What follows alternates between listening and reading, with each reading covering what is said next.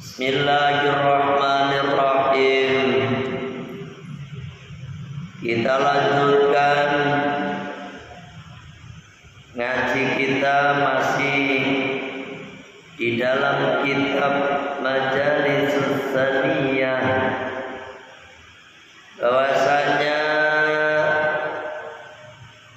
orang muslim atau manusia terbagi menjadi 4 golongan, 4 bagian. Yang pertama, bagian pertama,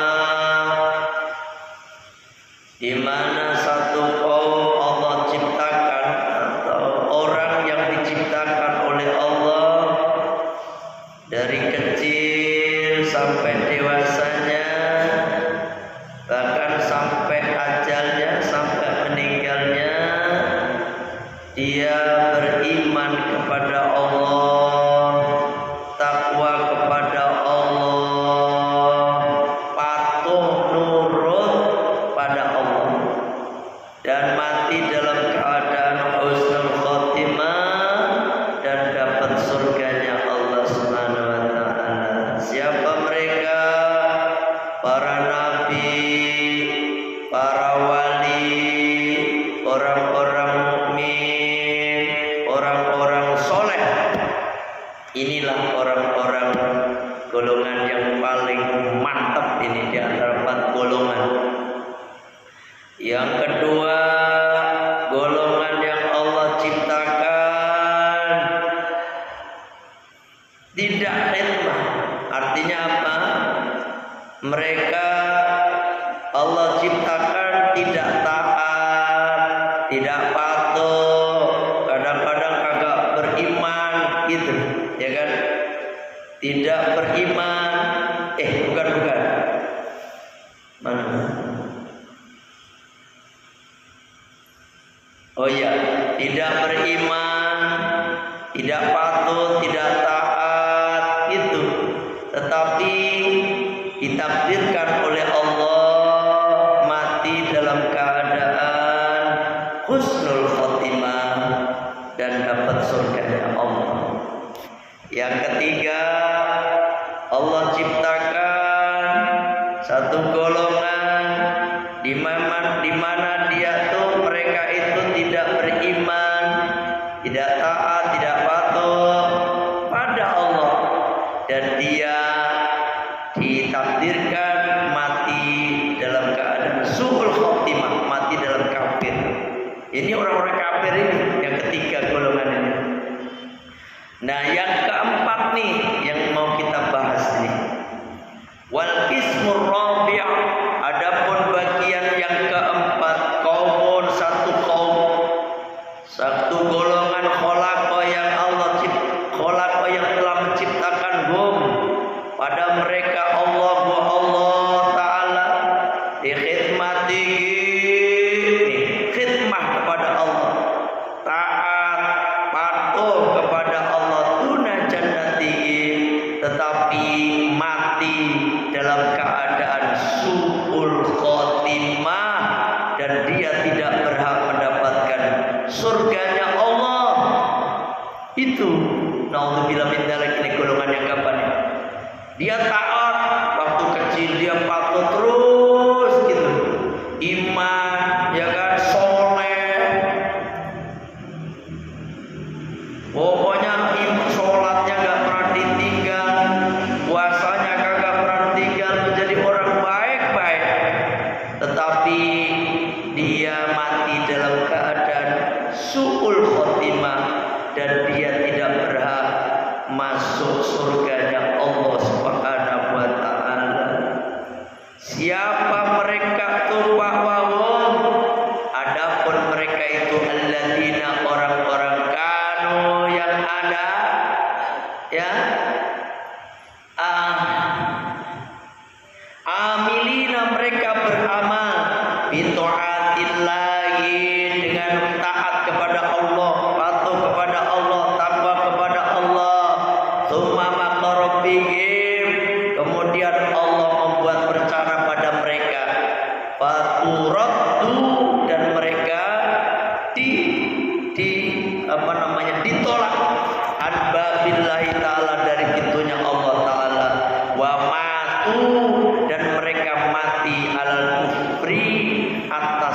kekafiran. Itu nas'allah, nas'alu, kita memohon Allah pada Allah as-salamata, keselamatan iman niki dengan anugerah Allah wa karamihi dan dengan kemuliaannya Allah. Ini naudzubillah, ini yang kita khawatirkan. Yang kita khawatirkan ya golongan keempat ini. Ini golongan keempat ini ditakdirkan oleh Allah ya taat, ya soleh, patuh, iman, tapi mati dalam keadaan kafir. Sul khatim, neraka kagak berat untuknya. Wa'lamu ketahuilah anna asyadama yaitu khawful qulubi. Ketahuilah oleh kalian bahwasanya paling ngeri-ngerinya satu perkara yang kita takutkan dalam hati kita teh khawful sabiqati, yaitu khawatirnya sesuatu yang udah lewat, yang udah ditetapkan oleh Allah, ya kan? Wal khotimati, dan kematian kita. Kita ditetapkan di awal, ya kan? Dan kematian kita ini yang kita khawatirkan betul ini. Fa innal abda, maka sesungguhnya seorang hamba la yadri, dia tidak mengetahui hal sabaqat lahu fi ilmillahi as-sa'adatu au saqawatu. Kita enggak tahu, kita semuanya enggak tahu, Pak. Enggak ada yang tahu apakah kita ini dari awal sudah ditetapkan oleh Allah dalam ilmunya Allah di dalam Lauh Mahfuz itu kita ditetapkan menjadi orang yang bagja, yang bahagia, atau orang yang celaka, ya orang yang masuk surga atau orang yang masuk neraka. Itu masalahnya yang kita kagak tahu itu. Wal khotimatu, adapun pungkasan akhir, tajri akan berjalan alama atas sesuatu jarot yang telah berjalan alaihi atasnya. Asabiqatu, yaitu ketetapan dari awal. Faman, maka barang siapa sabaqat yang telah mendahului lahu baginya fi ilmillah ta'ala, dalam ilmunya Allah, as-sa'adatu, satu keberuntungan, satu kebahagiaan, surga Allah, khutimah, maka dia akan diakhiri lahu baginya bi khotimatil iman, dengan mati membawa iman. Husnul khotimah, khotimatil iman. Gitu Pak, kalau udah ditetapkan di sana begitu. Walaupun bagaimana jalannya lah, entah waktu di dunia itu montang panting, pokoknya gimana, tapi akhir-akhirnya husnul khotimah. Ada yang kayak gitu. Emang udah ditetapkan dari sononya. Gitu. Waman sabaqat, dan siapa sabaqat yang mendahului baginya fi ilmillahi ta'ala, dalam ilmunya Allah, dalam ketetapan Allah sana, asaqawatu, satu kecelakaan, satu kebinasaan, khotimah, maka dia akan diakhiri lagi baginya bi khotimatil kufri, mati dalam keadaan kafir. Ya Allah, astagfirullahaladzim. Ini ngeri, ngeri. Jadi tidak ada jaminan kita ini mati husnul khotimah, gak ada jaminan. Atau kita mati husnul khotimah, kita pokoknya gak ada lah, gak ada yang tahu kita nih, gak ada yang tahu. Makanya hendaknya kita selalu berdoa, mohon kepada Allah, berdoa Allah makhtim lana bi husnil khotimah. Ya Allah, tutuplah kami, wafatkanlah kami, akhirilah kami. Allah makhtim lana bi husnil khotimah, dengan mati dengan akhir husnul khotimah. Wal khidlani, dan asor ada. Wal iyadu, billahi, pada Allah. Itu ya, kita harus mohon kepada Allah dari hal yang tersebut ya. Wa aktaruma, dan kebanyakan perkara yang guru yang telah merencanakan indallah indal mauti, di saat kematian, bi arbabil bidah ini. Nih Pak, kebanyakan orang itu mati dalam keadaan su'ul khotimah, ya. Ini yang golongan 4 nih, Pak. Yang golongan 4 ini gimana nih? Padahal dia tes sholat, padahal dia tes puasa, padahal dia tes soleh sewaktu hidupnya. Kenapa mereka kok mati dalam keadaan su'ul khotimah? Waduh, kalau begitu Allah nggak adil dong. Makanya ada jawabannya, Pak. Ada jawabannya. Yang kita lihat itu kan luarnya. Orang kelihatannya soleh, orang kelihatannya taat patuh, dia sholat, dia puasa, ya kan? Saya nggak nyebut haji, karena haji itu insya Allah orang haji, orang umroh itu yang udah kesana, insya Allah ada dapat syafaat khusus. Makanya ada al-hajjul mabrur laisa lahu jazaa'un illa jannah, surga. Cuma kan nggak semua juga masuk surga, tapi di sana ada ketetapan yang pernah istislam pada yang namanya Hajar Aswad, maka Hajar Aswad itu nanti yang akan memberikan pertolongan. Itu makanya sampai berkali-kali saya ngomong, usahakan kalau nggak bisa ya sekali Pak, yang penting bisa hadir ke tanah suci sana, ya Allah. Dapat doanya Kanjeng Nabi juga. Kita kan salam kepada Kanjeng Nabi. Assalamualaikum ya Rasulullah, Assalamualaikum ya Habibullah. Kanjeng Nabi menjawab salam kita. Itu ya. Ternyata orang yang di dunia itu kelihatannya iman, taat, patuh, kok matinya dalam keadaan su'ul khotimah.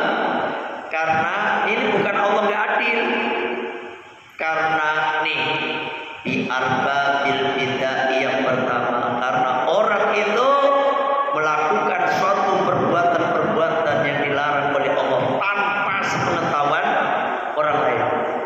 Itu yang kita takutkan kan ini, ya kan?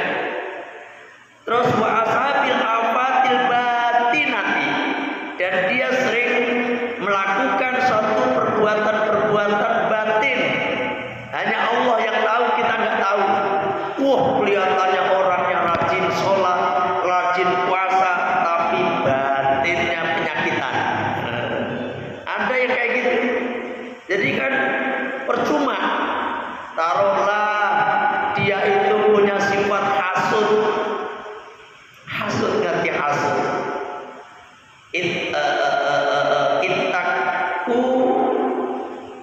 Takutlah kalian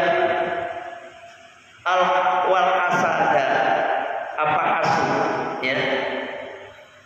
Fa innal hasada ya'kulul hasanati kama ta'kulun naru al-sadaqah. Gitu. Sifat hasud. Saya contohnya sifat hasud. Jauhilah oleh kalian sifat hasud, iri, dengki, senang melihat orang susah, susah melihat orang senang. Ini hasud nih Pak. Hasud, dia pengen apa yang ada di orang indah kepadanya. Kalau enggak, pokoknya gimana caranya apa yang ada pada orang itu lenyap dari orang itu. Ini orang hasud. Orang hasud itu biasanya tetangga sama tetangga. Itu kita nggak tahu. Padahal hasud itu Pak memakan kebaikan kita, memakan amal-amal baik kita, sebagaimana api memakan kayu bakar, bersih tak tersisa. Kelihatannya sholat tapi hasud, bersih kagak ada nilainya. Kelihatannya puasa tapi hasud, bersih kagak ada nilainya. Ya kan, itu tuh. Makanya kelihatannya baik di luar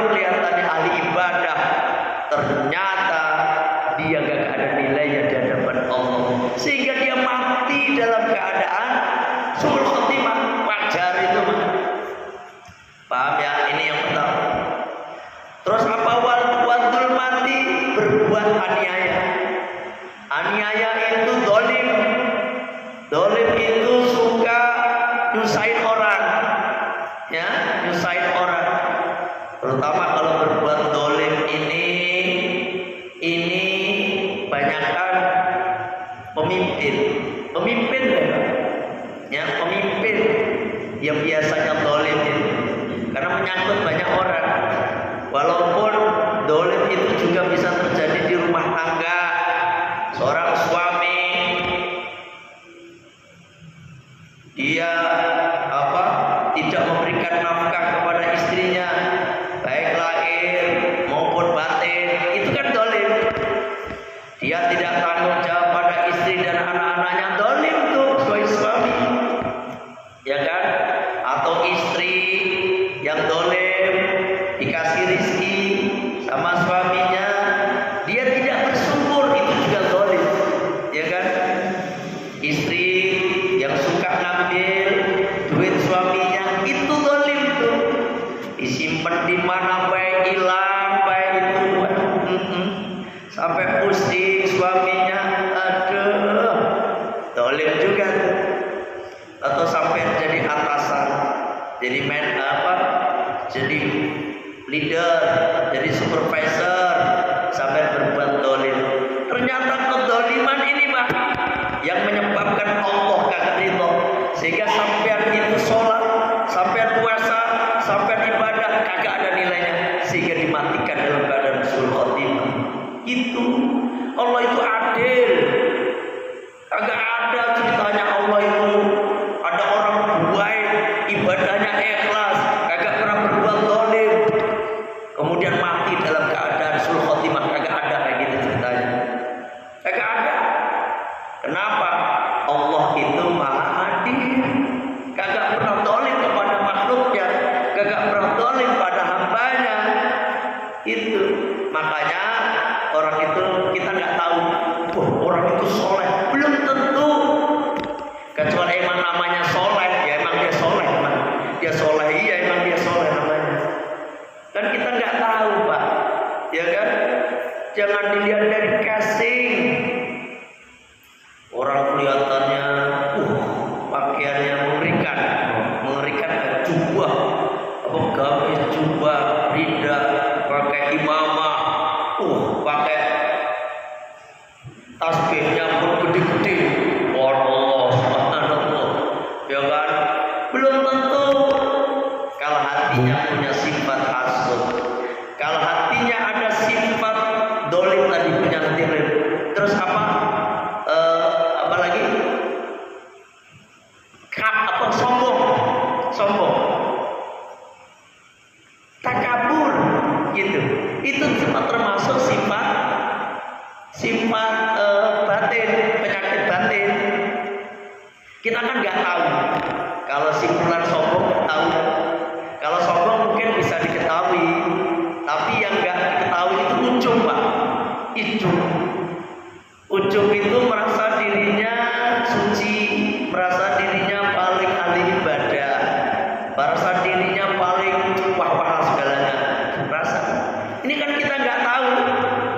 Dia kelihatannya ahli ibadah, ternyata dalam hatinya punya sifat takabur tadi, ujub tadi Pak. Ternyata itu bisa menghapuskan semua amalnya, dan dia dimatikan dalam keadaan suul khotimah. Alhamdulillah min dzalik, ya Allah. Itu yang kita yang kita takutin. Terus wal mujagirina til ma'asi. Orang yang senantiasa mujahir menampakkan perbuatan maksiat. Udah tahu ini perbuatan maksiat, tambah ditampakkan, ini bakalan mati suul khotimah. Orang model kayak gini, hati-hati. Kalau maksiat sembunyi-sembunyi Pak, ini bukan nyuruh, tapi nyuruh, pikirannya nyuruh lagi. Maksudnya apa? Yang dikhawatirkan orang mati suul khotimah itu orang maksiat tanpa ini aling-aling. Ini yang dikhawatirkan.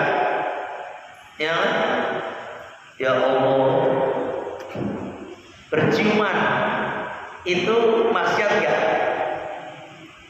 Sama bukan istrinya, maksiat kan? Bukan istrinya, bukan apanya, dia cium-ciuman di depan umum, orang pada melihatin. Nah, ini nih, dikhawatirkan mati suul khotimah orang kayak gitu. Apalagi mabuk, wah bangga banget mabuk, gua habis 1 drum misalnya, ya kan, mabuk dia bangga, judi slot bangga dia. Ini nih bahaya ini. Orang seperti ini dikhawatirkan mati suul khotimah. Allah maha, tapi dia rajin sholat, percuma. Mujahir bil ma'asi itu Pak. Ya, paman barang siapa karena yang ada bidhahirati pada dohirnya as-sholah isoleh wa maqara fa'afatul batiniyati, tetapi mereka itu tadi punya penyakit batin yang tadi, ya kan, yang tadi saya sebutkan, dzukira anna. Nah, ini yang dikhawatirkan yang akan membuat dia mati suul khotimah gitu. Nih ada ceritanya. Fafatun batinatun, maka ada pun penyakit batin, ya, berkenaan ini. Zakar telah menyebutkan, dzukira telah disebutkan, anna fata bahwasanya ada seorang pemuda min ashabil Fudail bin Iyad, yaitu muridnya Syekh Fudail bin Iyad. Ini ulama besar nih, rahimahullahu ta'ala. Dia mati, faro'a, maka melihat padanya Al-Fudail bin Iyad, gurunya melihat fil manami di waktu tidur. Fasa'ala, maka bertanya Syekh Fudail bin Iyad ini bertanya kepada ini anak muda, an alihi, tentang keadaannya, ya kan, tentang keadaan dia. Fa'akhbara, maka Allah mengabarkan itu anak muda kepada Syekh Fudail, Allah, bahwasanya Allah wa makara telah membuat rencana bihi padanya, wa mata, dan dia mati, Yahudi dalam keadaan Yahudi, wal iyadu billahi ta'ala. Itu ini ceritanya ada Syekh Fudail bin Iyad punya murid kan banyak. Nah, ada satu murid anak muda mati dalam mimpi. Dalam matinya tadi itu Syekh Fudail dimimpiin ketemu sama anak muda tadi.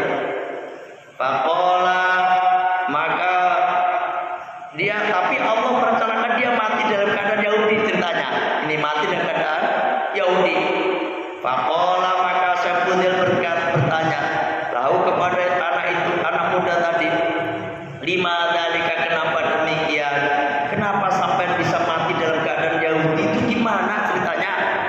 Faqala, maka anak muda ini menjawab, ini sesungguhnya aku untung dulu, ya kan, al-dulu, aku punya prasangka, aku punya anggapan, ani, bahwasanya aku afdalu, itu lebih utama, min ashabika, dari murid-muridmu. Gitu Pak, sombong berarti, ujub berarti, ya kan. Gurunya kan kaget, ceritanya begini, Syekh Fudail punya murid tuh, muridnya kan banyak, anak muda mati dalam keadaan Yahudi, kok bisa, gimana? Mereka ditanya begitu ya, akhirnya dia dalam mimpi itu Pak, dalam mimpi Sampai mati dalam keadaan Yahudi itu gimana ceritanya? Dulu kamu itu perasaan murid saya yang pinter. Perasaan dulu itu, ini saya tambahin nih. Dulu saya perasaan kamu itu murid yang paling cerdas, ya kan? Soleh. Kenapa kamu itu kok mati dalam keadaan Yahudi itu gimana ceritanya? Kata anak muda ini, Syekh, karena saya punya anggapan. Saya punya anggapan bahwasanya aku ini punya prasangka. Aku adalah murid yang paling utama daripada murid-murid jenengan semua. Itu ngeri. Ngeri, Pak. Artinya sombong. Orang mati sombong aja begitu, mati dalam keadaan sombong, maka matinya dijadikan seperti orang Yahudi. Ya kan? Fakuntu takabur ya takabur, takabur ya takabur, atakabur. Dan aku ini sombong ya. Dulu aku sombong, itu alegim atas mereka. Gua sepelekan ya orang-orang, lu siapa lu? Itu kan ada yang kayak gitu murid. Merasa dirinya paling pintar. Kadang-kadang murid yang paling baru-baru dibully. Kan ada yang kayak gitu. Nauzubillah min dzalik. Ini Pak, ya Allah. Ya kan? Ini menyebabkan apa nama? Makanya ini anak muda mati dalam keadaan kafir, yakni dalam keadaan Yahudi. Wa kanat bi illatun batinatun, yang ada dulu aku punya penyakit batin buruk gitu, ya kan? Apalagi nih yang menyebabkan dia mati dalam keadaan Yahudi. Nih. Fawasif ali syurbul khamri. Ya kan? Nih. Saya itu nih kebiasaan punya sifat minum khamr. Fakuntu asyrabu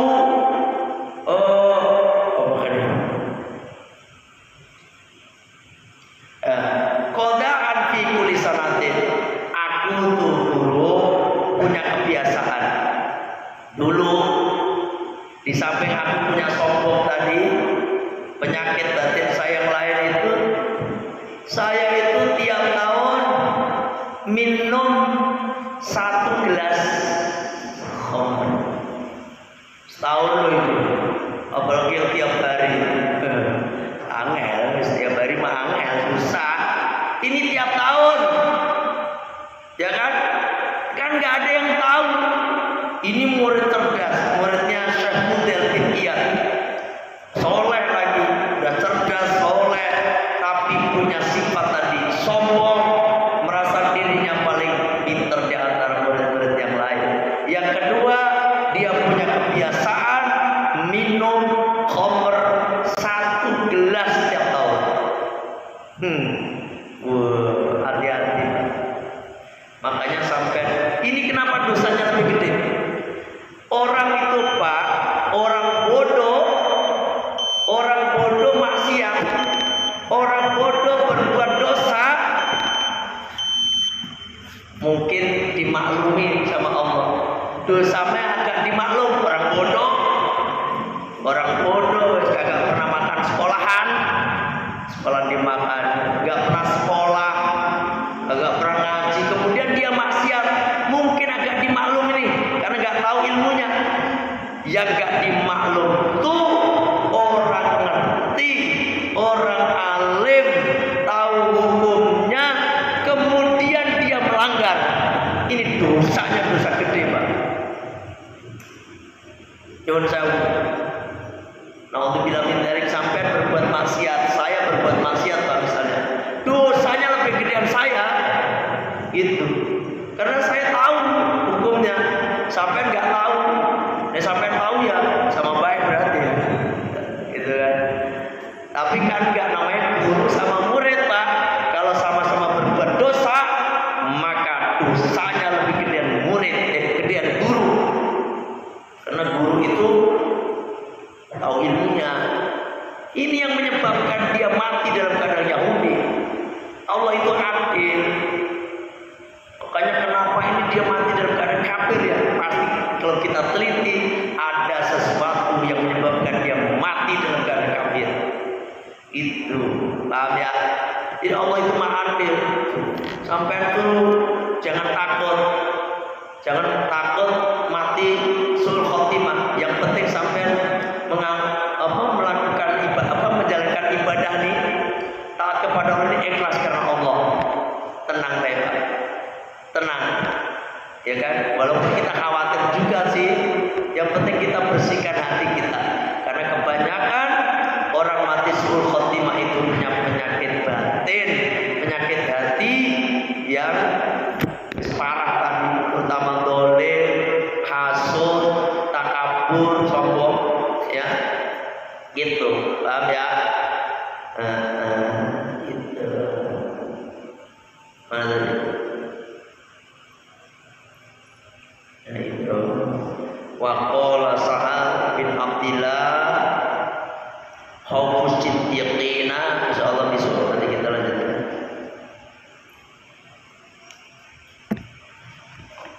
Allahu Akbar.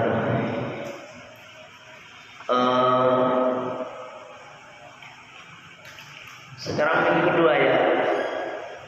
Besok minggu ketiga. Berarti besok roti berkumpul. Roti jangan pada datang biar pada berkah ya. Besok kecuali si kedua sampai udah si kedua jangan izin juga.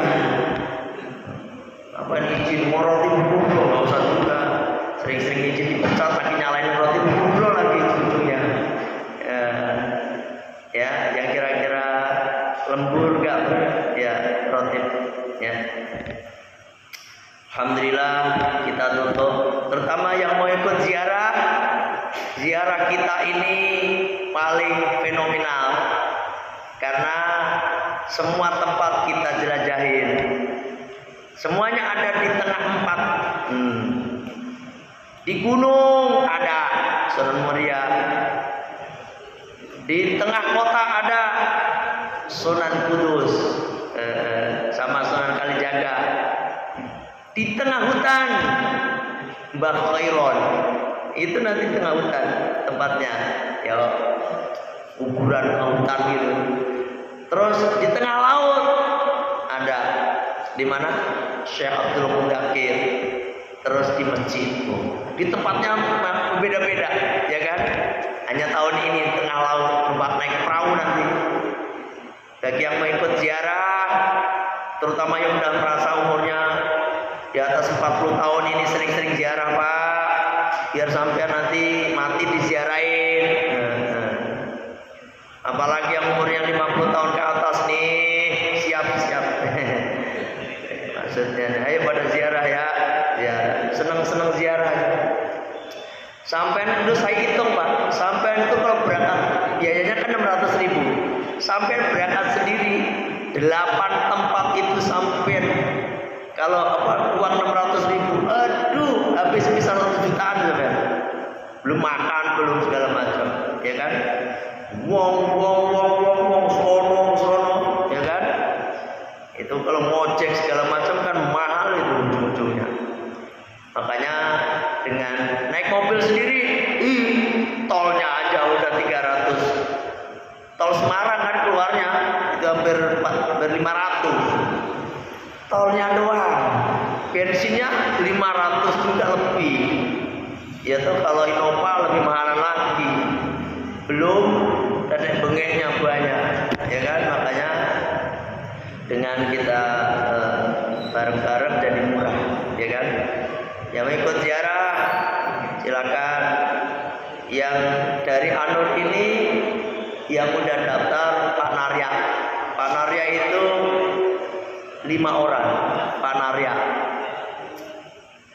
Dia, istrinya, anaknya, sama temennya 2 Pak Narya. Mana Pak Narya ini? Sibuk ini. Makanya dia nyari duit buat ziarah ini kelihatannya nih. Ya, ziarah. Sering-seringlah ziarah.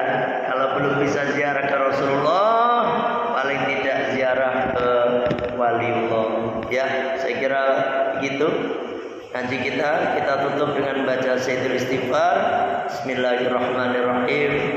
Allahumma anta rabbi la ilaha illa anta khalaqtani wa ana 'abduka wa ana 'ala ahdika wa wa'dika mastata'tu a'udzu bika min syarri ma sana'tu abu'u laka bi ni'matika alayya wa abu'u bi dhanbi faghfir li fa innahu la yaghfiru dzunuba illa anta astaghfirullahal azim astaghfirullahal azim astaghfirullahal azim subhanaka allahumma wa bihamdika asyhadu an la ilaha illa anta astaghfiruka wa atubu ilaik.